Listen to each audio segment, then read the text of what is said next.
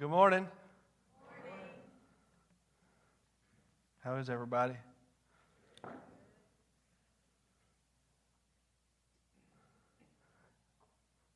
got a lot on my heart this morning, so we're going to do our best to get through it. Raise your hand if you were here last Sunday. Thank you for coming back. Appreciate it. I did ask you to. If you're just joining us, I'm going to do my best to kind of recap, and then I have a lot to say following that. So, last Sunday, you got to hear a lot about me. It's the first time ever on Sunday morning at Golden Corner Church I've ever had the opportunity to tell my story. And what did so last Sunday by going through some old pictures. We love pictures in my family, and one of the reasons we love pictures is we feel like pictures convey so much. And so we started off by looking at some of my pictures of me growing up, and the very first picture was like right after I was born. And I'm going to kind of do a pop quiz real quick, just because I'm just curious. But what was my first act on the planet? Go ahead. Peeing on the doctor. Thank you. I guarantee you there is not another church in the world that just said peeing on the doctor. That's all. That's the only reason I wanted to do that. So you learned all sorts of stuff about me, and I tried to tell you the things that you couldn't see in the pictures, right? So I wanted to point out all of the things that you just wouldn't be able to tell by looking at the picture. For instance, you got to know who my first horse, you got to see my first horse. What was his name? Anybody remember? See Joe, it's fine. See Joe, remember like the weekend I got him, he busted my face, and so I went into show and tell telling about See Joe, my first horse. You learned that I love baseball. You learned that I love Garth Brooks, okay? I dressed like him quite a bit. You learned all of these things about me. And actually, I'll tell you something funny. You think the Garth Brooks thing has ever ended. My mom, for my birthday, just this week, actually got me the Garth Brooks anthology thing that Walmart's selling right now. So I've got the 5-disc. It's awesome. It's going to be sick. I tell you, it's got a song on there that I've wanted forever, but you just can't buy Garth stuff anywhere. So I got the Cowboy song. I'm excited about that. So you learned all sorts of things about me. And I guess the mullet, I had a mullet at one time. There was a lot of funny stuff. But then we got to this picture. And anytime we sit down and we go through pictures and we look at things, when we get to this portion of my life, I always start to think about some other things when I look at myself. This is 19-year-old Tim, 2005. And there's a lot of things that you can't see in this picture. And I'll be honest, at 19 years old, what happened to me was what I would have described as my chickens came home to roost. You ever heard that expression? It's a country saying, I've got my cowboy boots on. I can say it if I want to. Okay? But my chickens came home to roost. And basically, this is what I mean. Some things, the world had beat me up a little bit. I had some things happen in my life. I had some feelings that I never dealt with, and all of this junk just kind of hit me at 19 years old, and I was struggling. I was broken. When you look at this guy, I smiled. I made jokes. I could have a good time, but underneath the surface and underneath that smile, there's some things that you just can't see. You just couldn't see it. Even the people closest to me couldn't see it. And last Sunday, I shared some of those things with you guys. For instance, one thing that you cannot see just from looking at this picture is that this guy dealt with mountains of uncertainty. Mountains of uncertainty. I didn't know what I was supposed to do. I didn't know what I was supposed to be. I didn't even know what I was supposed to believe. Now, what I'm saying is that in my life, this is kind of that period of your life where you're going out into the world, you're making some decisions, you're doing some things, and we were headed, everybody around me seemed to have a plan of what they were doing, and I didn't have a clue what I was doing. If you remember, I told a story about going to the guidance counselor at Tri-County Tech, and the only reason I went there was because that's where Brittany went, and I went to the guidance counselor, and I said, whatever's easiest, I'll do whatever's easiest. But you couldn't tell just by looking at me, but I dealt with tons of uncertainty. You can't tell from just looking at this picture that I struggle with incredibly low self-esteem. I had, at a very young age, an overbite. And I talked to my dentist this week. I had to go for a cleaning. And she said it wasn't the worst overbite she's ever seen. I love her. She goes to church here, but that's what she said. It's not the worst I've ever seen. You're like, it's not really a pick-me-up, but it's fine, whatever. Okay. I was also scrawny. I was always little. Going on up into high school, all the men in my family were very manly men. They did manly things. They were do-it-yourselfers, you know. There wasn't anything they couldn't do. And I was the kid that sat over in the yard and picked the flowers and talked about how much I loved horses. That's just who I was. And so I struggled with a lot of self-esteem issues. When I looked at myself in the mirror, I didn't like what I saw. I didn't feel very talented. I knew I wasn't very smart. And I knew that I didn't really have, incredible ambitions even. And so I didn't value myself very highly. At 19 years old, I was cleaning poop up for a living. I actually switched jobs when I was 19 from cleaning poop over here to cleaning poop over here. True story. Sorry. I just wanted to say that in the recording one more time. So I didn't think a lot of myself. Another thing you can't see in this picture, and this is probably the one I guess I would say probably caused me the most pain, was anger. I had this guy, I know it's hard to believe, had this incredible ball of anger inside of him. From my parents' divorce at 12 years old, and I want to make sure we all understand something is that was just the foundation of it. Okay? That hurt that happened in that just built this foundation of anger in me.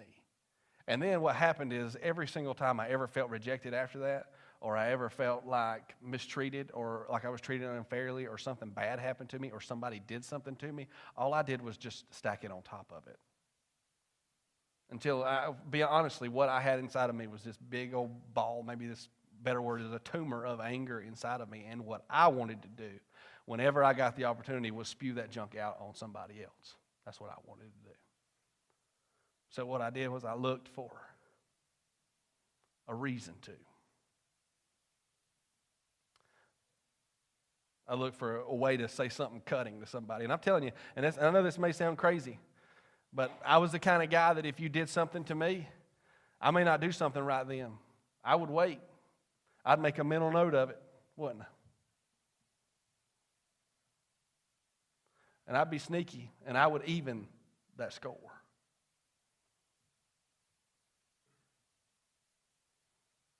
Another thing you can't see in this picture is that I struggled. I was terrified. I walked every day in fear. Every day. I was terrified. I guess what I said last week was the first thing is I was terrified of just being nothing. At 19 years old, that's when you're going out in the world. You're going to make your way. You're going to make a difference. You're going to, you're plunging headlong into the world. And literally, when I looked at myself and looked at my life, I didn't feel like there was anything for me to do. I didn't think I was going to make a difference. I didn't think I was going to, invent something or start some world. I was terrified of just being nothing, of just being another guy from Walhalla. But I was also scared every day of waiting on the next shoe to drop. I actually had 2 people send me text messages this week just explaining that. Would you like to know where it comes from? That saying, waiting on the shoe to drop comes from like in New York City when you used to live in really close quarters in apartments and you would hear your neighbor get home above you and he would kick his shoe off really loud and then you would be waiting because he's got 2 shoes on and you'd be waiting to hear it. I thought it would be something a lot more philosophical than that, but it's just people taking their shoes off after work. But anyway, I was always terrified on waiting on the next bad thing that was going to happen in my life. That was how I lived every single day. Anything good that I had, I knew would eventually go away. Whenever things were going right in my life, things were moving on, I knew that eventually something was going to come up and hit me right between the eyes, and that was how I lived every single day. And to the point to where this kid, 19-year-old Tim, what I would eventually end up doing is I would just try to make it implode. I would just try to mess it up on my own. Because at least then I was in control of something. I was in control of when it blew up.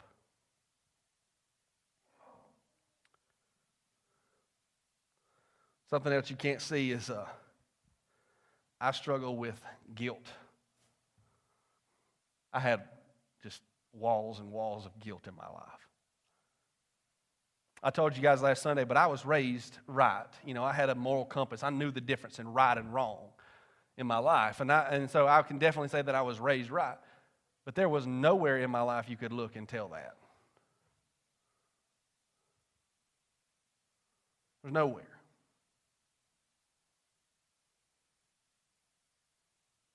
I could put on a front with the best of them. It didn't matter who it was. If it was my parents, I could be respectful and I could be kind. If it was my boss, I could say yes, sir, no, sir, absolutely, sir. I could do that. No matter what it was, even if it was Brittany. If it was Brittany, she'd come to me and she would say, I could be sweet to her and I could be kind to her and I could treat her okay because I could do that as a front. But I'm telling you, when I was by myself, I did exactly what I wanted to do when I wanted to do it. That was how I lived. I said what I wanted to say. I did what I wanted to do. I tried what I wanted to try. Everything. And I could hide it with the best of them.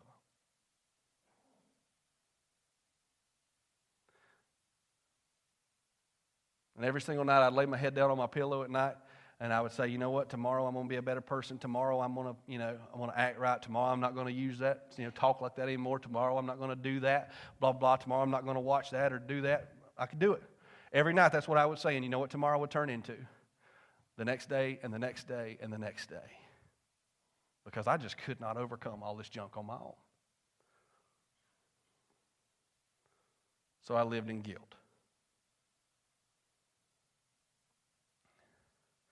But something else you can't tell just by looking at this picture is exactly 1 month and 2 days that his life was about to change. I was going to be standing on a field under a tent at an event called Praise Week, put on by a church called, and I was going to hear something for the first time, and it was going to change my life. It was going to rock my world. Would you like to know what I heard? Would you? Not yet.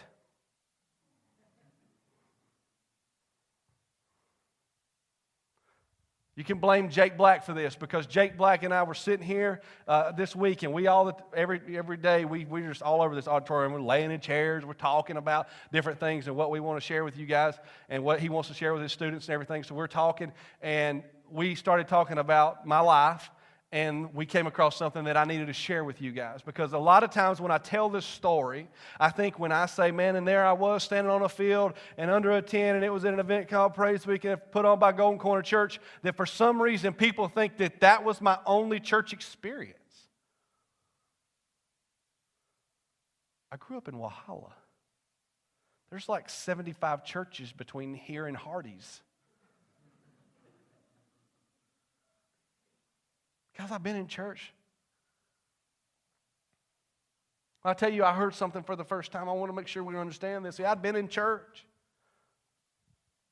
Both of my grandparents went to church. One set of grandparents went to Rocky Knoll Baptist Church just over here in Walhalla, and another set of grandparents went to New Hope Baptist Church in Kiowee. Now, they invited me and my sister and took me and my sister pretty regularly. I would say, and I asked them earlier, probably on average like 10 to 15 times a year, my whole life, I went to church somewhere. Now, most of that time was probably spent sleeping in one of my grandmother's laps while they scratched my head because I was spoiled, youngin'. But I went to church.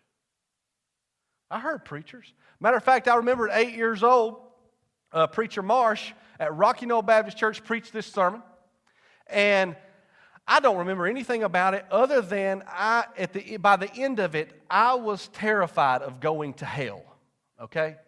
Like, terrified. And I was like, hey, I don't want to go to hell. And so I went up, and I remember being baptized even at 8 years old. Now, I don't remember anything, so it's important you understand this. I don't remember anything. I don't remember understanding everything about Jesus or, how all this worked or anything. I don't remember anything that was said other than I didn't want to go to hell, okay? So for me personally, I have never looked at that time as legitimate because for me or sincere or anything just because I don't remember anything about it, okay? But man, I've been in church. This wasn't my first time. Matter of fact, at 12 years old, when my parents started in their divorce, there was a pastor that reached out to my mom and invited her to church. Does anybody want to guess who that was? Mark Bagwell. That's exactly right. Mark Bagwell reached out to my mom. He said, Beth, he knew her from Kiwi days, and he knew she was going through a really difficult time. He knew we were going through a really difficult time, so he said, hey, I'd like to invite you to my church. And at that time, Golden Corner Church met over in the carpentry shop. That was what it was called, wasn't it? Carpentry building or whatever. And it was a very little building. And I remember going to services there for a pretty good while. I don't know, probably not a year, but a pretty good while. My mama would take us there. And this is what I remember about my experience there. I didn't hate it. That's what I remember. I remember there were some things that were done. There were some things that I saw that moved me. I remember Brandon Marcingill one Sunday hugged everybody in the building. Like that's the way Golden Corner was, man.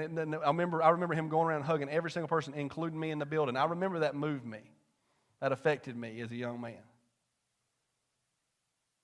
But you know how things are. I was headed in my teenage years, able to start making decisions about what I wanted to do, and so we quit. I quit going to church there. And time rang on, and it was during that period that I felt like all these things really started to happen to me. All these feelings started to happen to me. I was headed to brokenness.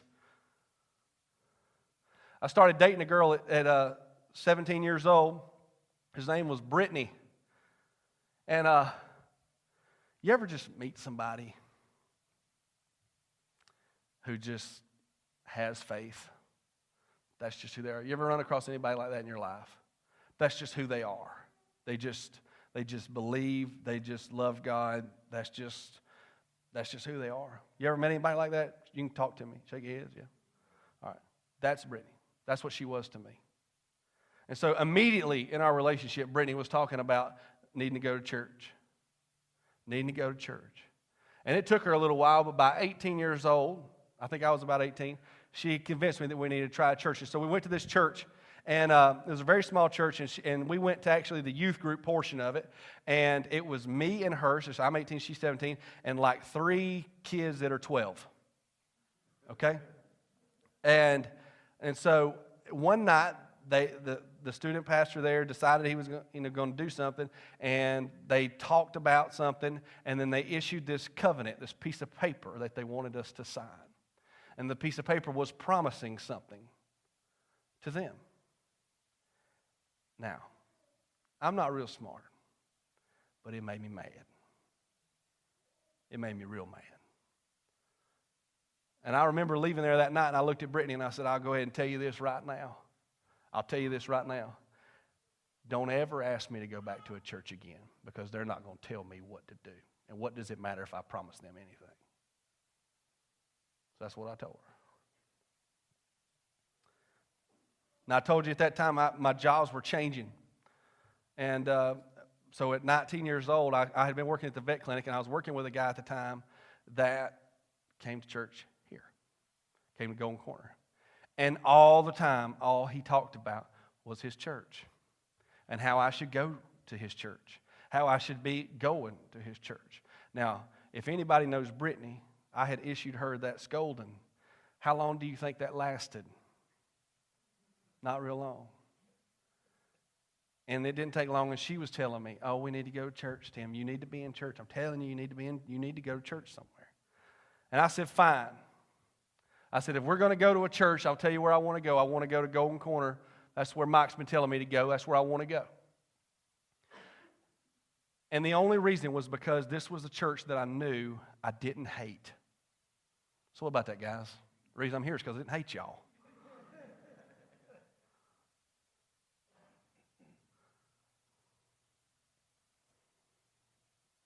I couldn't remember this, but Brittany remembered it. We started coming on Mother's Day. I can't believe she remembered that, but she remembered that that's when we started coming. So you got to understand this. I'd been at Golden Corner for months before Praise Week. We were coming pretty regularly. And I remember sitting there, and I'll be honest with you, I was pretty stove up. I was waiting on somebody to make me mad, waiting on somebody to say something I didn't agree with. But I listened. And I remember week in and week out that I was taking it in, It wasn't bad.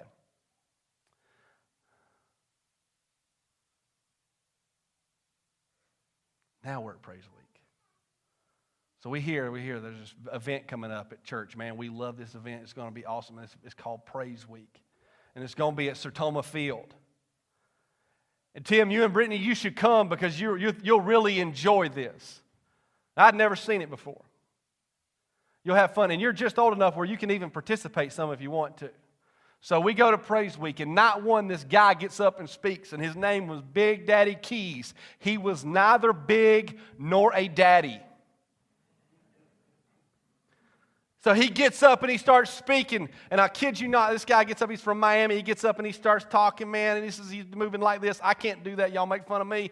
But he starts talking, and the first words out of his mouth is this. It's like, and man, I got a love affair with God. I got a love affair. And I remember sitting there, old country boy Tim, I sit back and I'm like, well, how sissy is that? What a weenie. And I listened to him, man, and he continued talking. And what he ended up doing, he ended up sharing his testimony. He shared his testimony to every kid under that tent. And I'll be honest with you, it blew me away. I remember sitting there thinking, well, that's pretty crazy, because his story sounded so much like mine. He felt so many of the same things I did. He was dealing with so much of the same junk I was. He was running in some of the same kind of circles that I was, and it really messed me up. And so I remember leaving there, and man, something was happening to me. And I couldn't describe to you what it is, and I probably still can't today. But when I left there, all I can tell you is this, is that on the inside something was going on. When I got home, I remember I got there to my trailer, the one I told you I could give you a tour in like 4 steps. I got there to my trailer, I laid my head down on my pillow, and I started crying. I'm talking about bawling, and I don't know why I was crying. I just was, man, something just happened inside of me. And I was the kind of guy then, I was like, man, you got to suck this up, man. Even by myself, I didn't feel okay to be doing that, And so I'm like, man, I got to quit this mess. Man, I just couldn't stop it. I cried. Next day I got up, and I'm like, I got to go back. I got to go back and see what's going on, man. I am struggling. So I go back Tuesday night. Big Daddy Keys walks back up to the stage. I'm thinking, oh, goodness gracious, he's going to make me cry in front of these people. He gets up, and I'm telling you, this is what he does. This is all he does. He said, somebody here, I'm telling you, there's somebody here right now, and you need to hear something.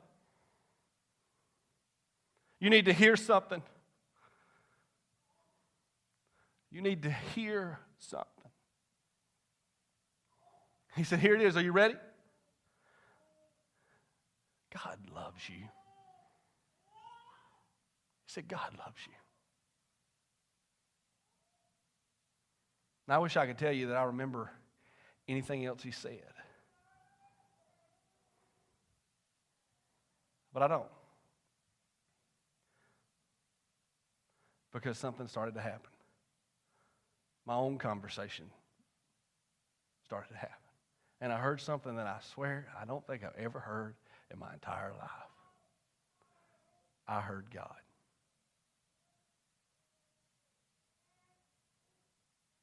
And he echoed Big Daddy Keys just like this. Echoed him immediately and said, I love you, Tim. It was weird.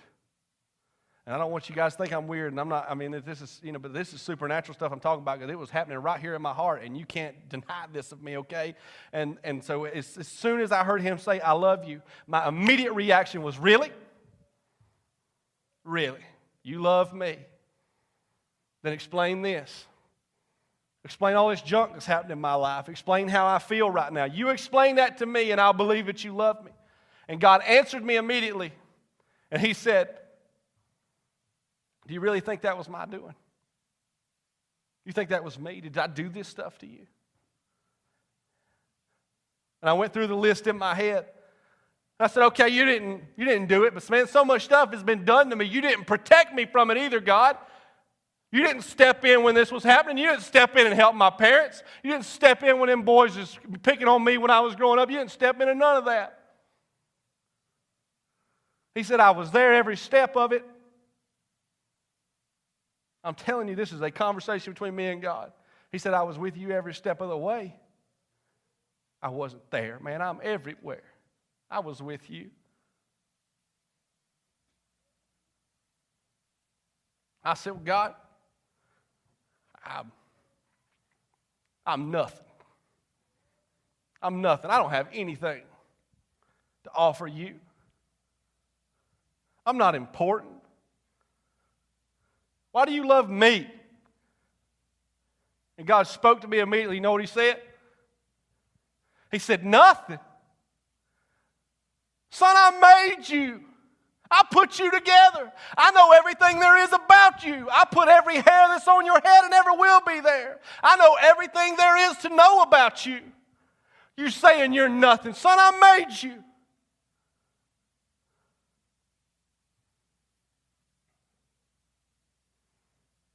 He said, you look at yourself and you look at how you other people value you. That's how you value yourself. You've got to stop doing that because I value immensely. You're so important to me. And I said, God, you don't understand. Man, I've done some bad stuff. I've done some things wrong. This is happening right here in my heart. I said, I have just done some stuff, man. I'm embarrassed by it. I can't tell you. I mean, we can't talk about that. And he says, what are you talking about? What are you talking about, Tim? He said, what do you think I sent my son to die on the cross for? You think I sent my son just in case you did something wrong? Or did I send him because I knew everything you were ever going to do wrong? I knew every mistake you were going to make. I knew everybody you were ever going to hurt. That's why I sent my son. I sent him because I knew what was going to happen. I knew the junk that you were going to do. And I don't care about that. I want to move forward from that. I want to forgive you for that. I want to move forward.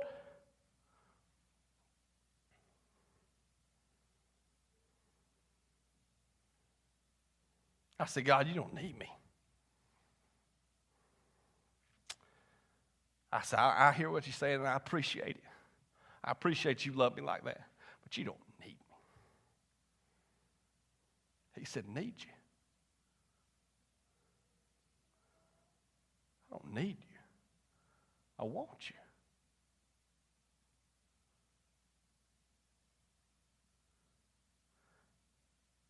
This is what God spoke to my heart right here. I want you to make sure, is everybody, y'all listen to me? God spoke to me, he said, let me tell you something. He said, you've been looking at this thing all wrong. He said, do you not understand that I have been chasing you? He said, do you not understand that I have been pursuing you since before you were born? I said, I don't know what you're talking about. He said, listen, when I sent my son to die on the cross for you, that was me pursuing you. Do you understand that? He said, you got to change the way you're looking at this. When I sent my son to die on the cross, that was my pursuit of you because I knew that one day we were going to be separated and we were going to be separated by sin. And the only way that I could have you is if there was a bridge between me and you, and I sent my son Jesus to die on the cross for you so that he could be that bridge and so that I could have you. So that we could experience a life together. I have pursued you, son. I have pursued you even after that. God spoke to my heart and he said, man, I have continued to pursue you even following my son's death. I didn't sit back and say, oh, great.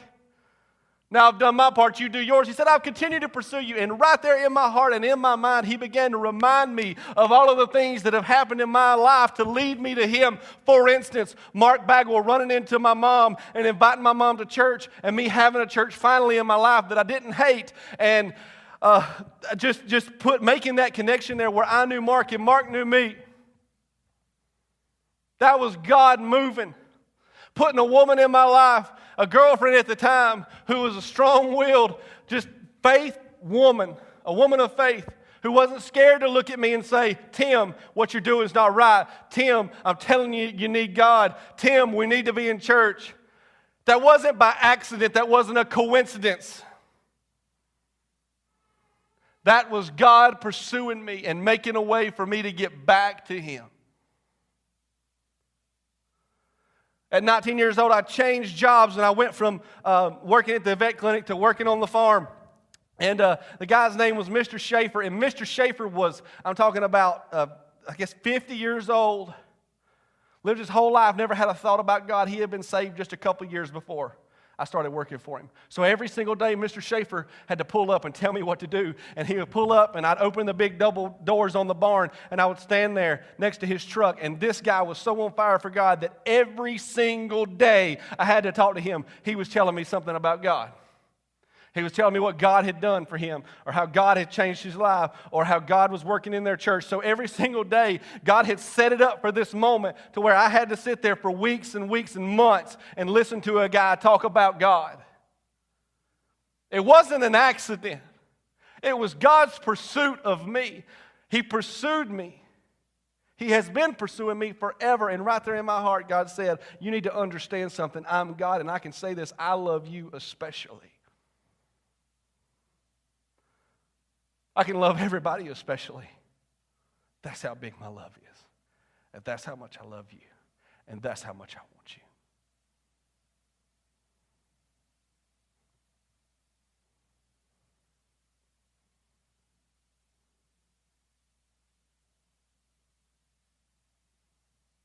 So that's what I heard.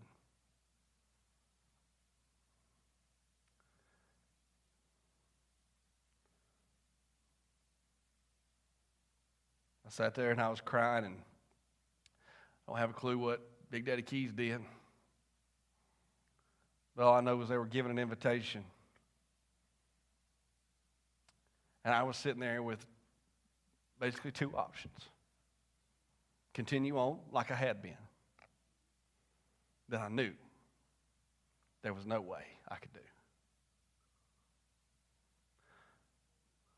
Or I could finally give God a shot.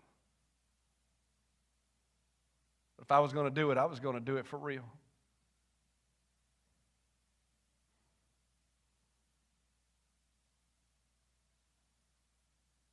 So right there under that tent, man, they gave us the opportunity to pray a prayer, and I asked Jesus into my life right then.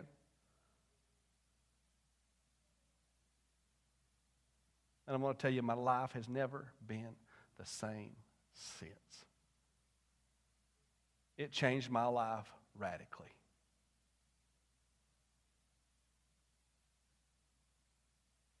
Me giving my life to Him changed my life forever.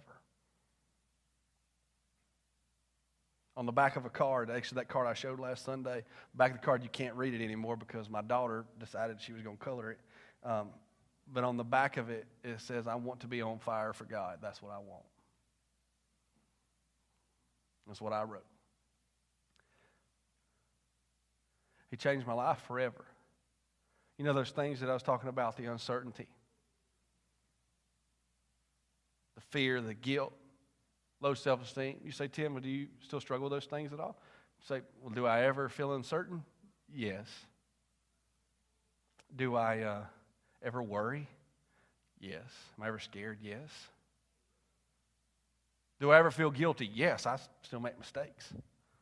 I still do stuff I shouldn't do. You say, Tim, well,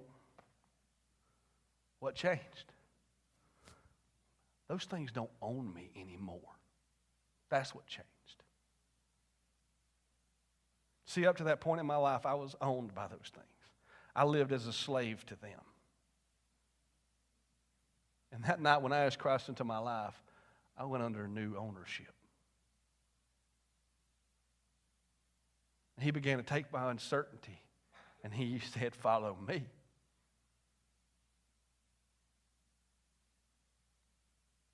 He began to look at me and say, you need to value yourself the way I look at you. You need to look at yourself through my eyes because I think you're awesome. He said, that anger, we got to get through it, man. You got to learn to forgive. And we started that process.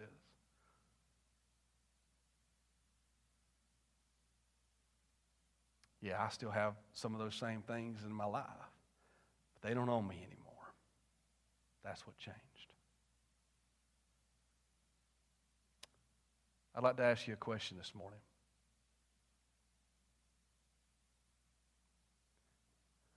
Have you heard it? In your life right now, up to this point in time in your life. I don't know, have you heard that? Have you heard God speak to your heart that way? Has He transformed your life the way He transformed mine? Have you given Him that opportunity?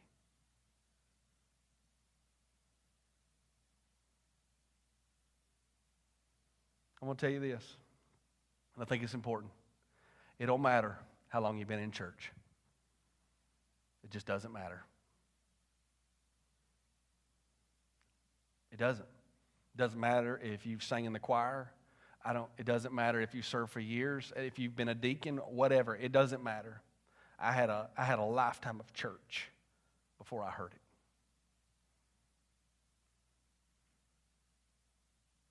Have you experienced Jesus Christ change your life the way He changed mine? Or are you still living as a slave to those things? I'm going to ask every head be bowed and every eye be closed here.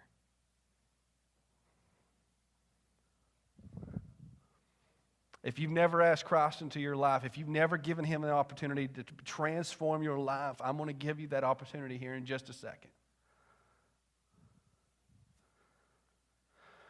I'm telling you,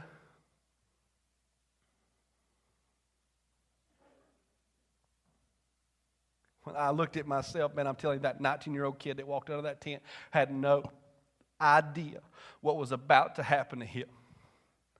I didn't have a clue how radically transformed my life was about to be. I never saw it coming.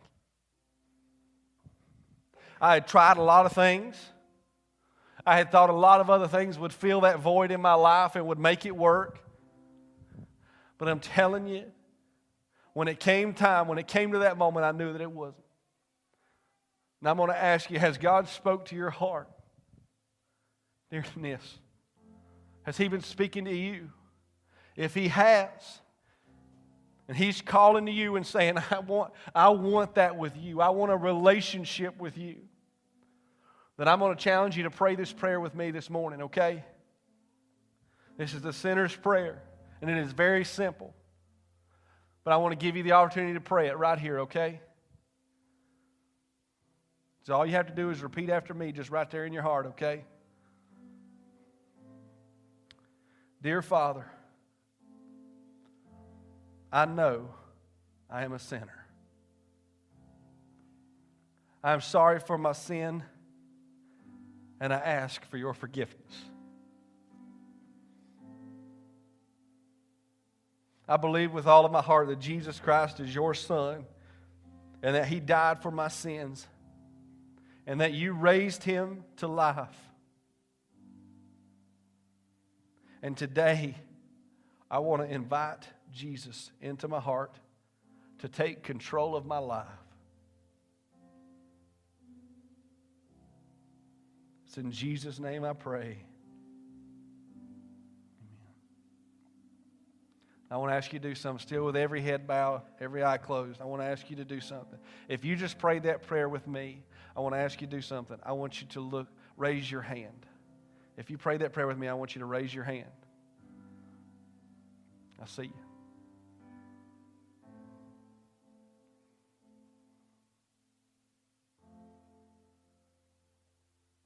I see you. I want to ask you to do something. If you prayed that prayer, I'm going to ask you to do something. Directly following this service, I want you to come up here and I want you to talk to me, okay? I want you to talk to me.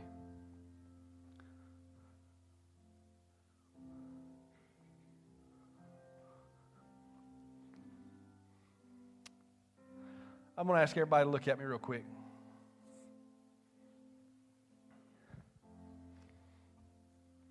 Let's have real talk just for a minute. Do you remember that in your life? Do you remember that moment?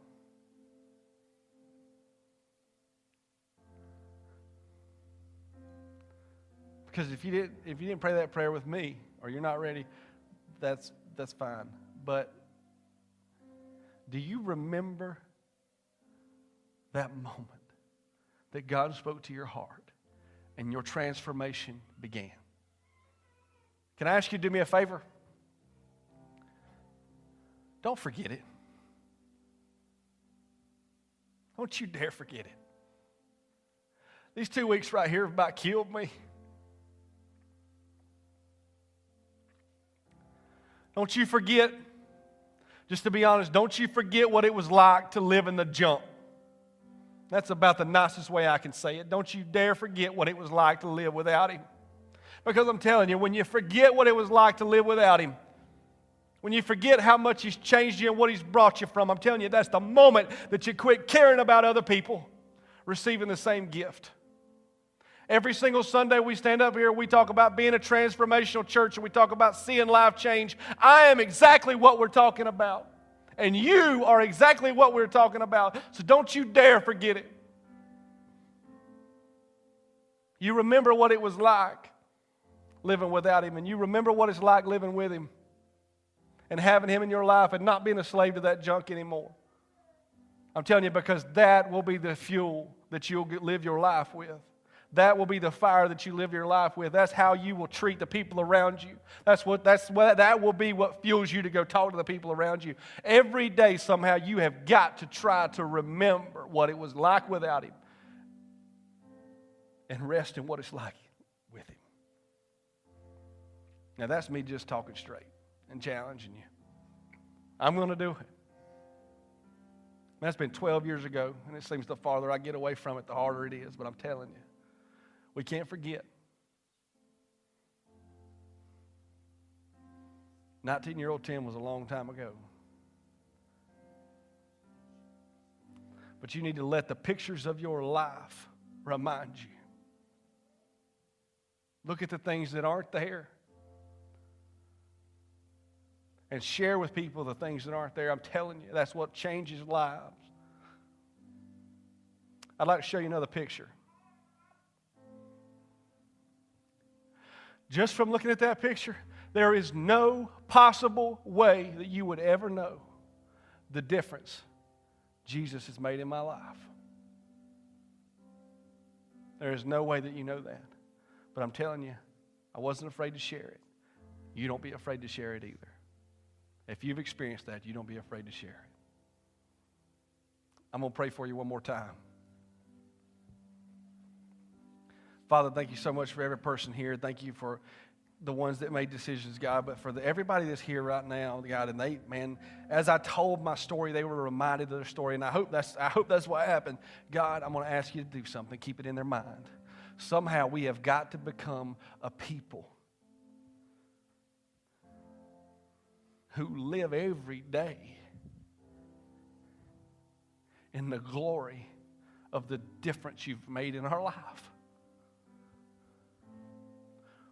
We have to live like you own us.